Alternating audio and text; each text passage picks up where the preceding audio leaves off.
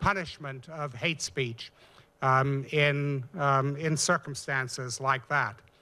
And it's not surprising that with the European Union going in that direction, other countries are following the lead of the European Union. So Rwanda has recently adopted a law dealing with the crime of genocide ideology.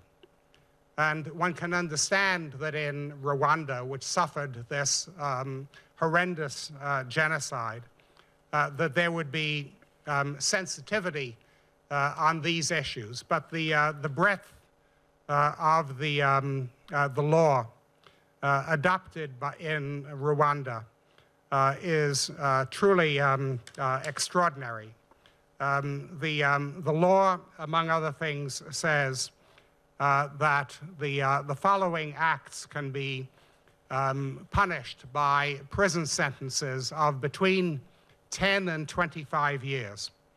And these are the acts: marginalizing, laughing at one's misfortune, defaming, mocking, boasting, despising, degrading, creating confusion, aiming at negating the genocide which occurred, stirring up ill feelings, taking revenge, altering testimony or evidence for the genocide which occurred. So if laughing at one's misfortune, or mocking, or boasting, or despising, if these are crimes, effectively it endows the Rwandan government with enormous discretion to punish those who may be critical of the government.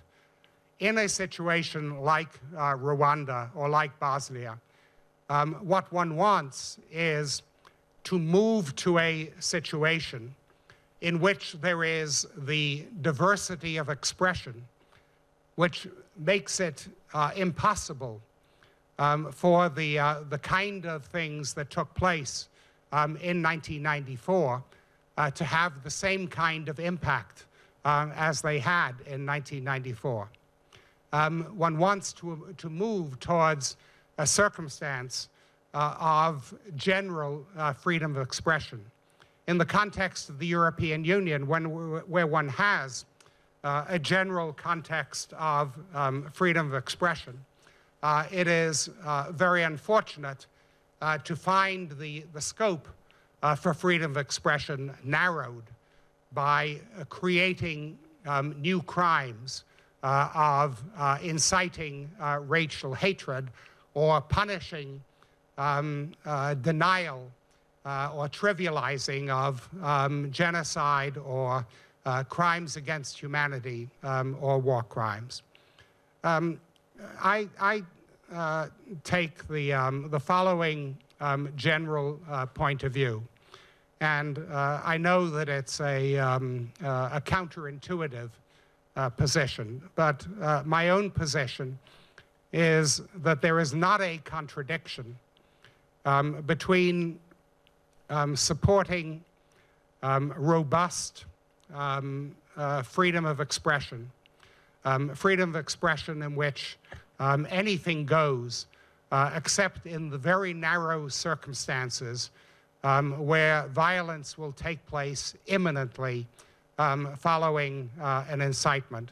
There is not a contradiction between that and actually avoiding violence. Indeed, my view is that when we create a circumstance in which there is a great diversity of expression and a cacophony of ideas and a cacophony of points of view, that in fact one encourages the kind of critical thought which makes it less and less likely that incitements to violence will actually have their effect.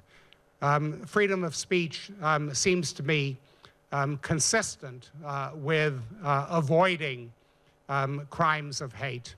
It is not a contradiction to crimes of hate. Thank you very much.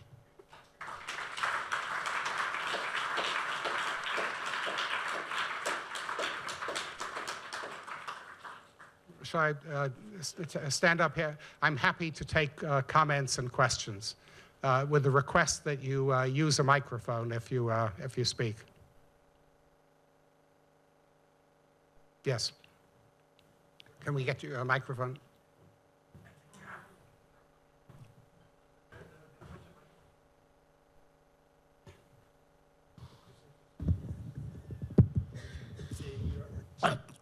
Ronald Govan from the WordPress Freedom Committee. You used the expression defamation of religions as if you accepted that it's a legitimate, established category of crime. I'm not sure that that's the generally accepted position. Okay, I don't think I need to comment on that.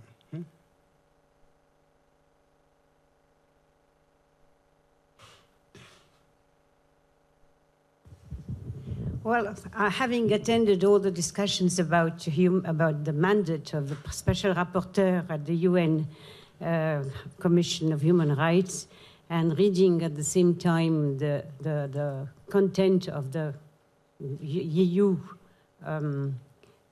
freedom of expression law, I'm very happy you are getting together the diversity of opinions and the absence of punishment, because it's whatever is written in the EU description of freedom of expression can give cover to any chief of state concerning its population.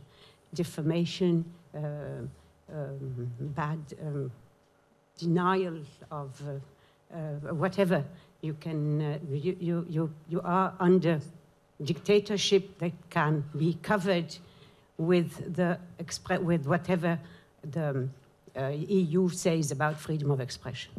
And I think one should very much consider the text of the EU freedom of expression and compare it with the mandate of the Special Rapporteur that is actually discussed at the Human Rights Council. Mm-hmm. Okay, thank you.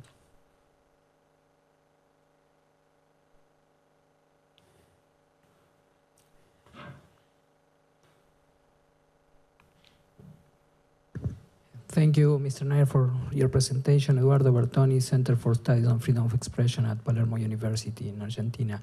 I endorse your arguments in favor of the best way to combat this kind of issues is more expression than less expression. But my question is very concrete. And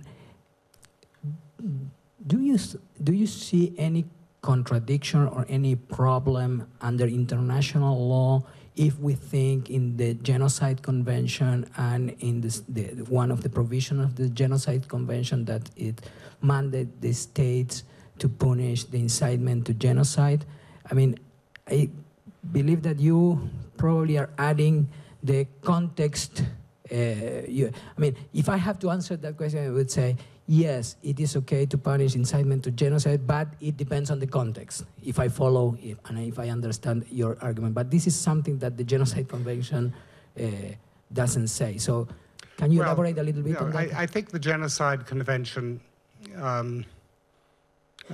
doesn't spell out the context of incitement. But no, I referred to, let's say, Bosnia and Rwanda. Suppose one goes back to World War II, and one thinks of Joseph Goebbels as being in the same situation as the radio in Rwanda. That is, he's the propaganda minister for the Nazi regime. The Nazi regime has full control over the information and the points of view that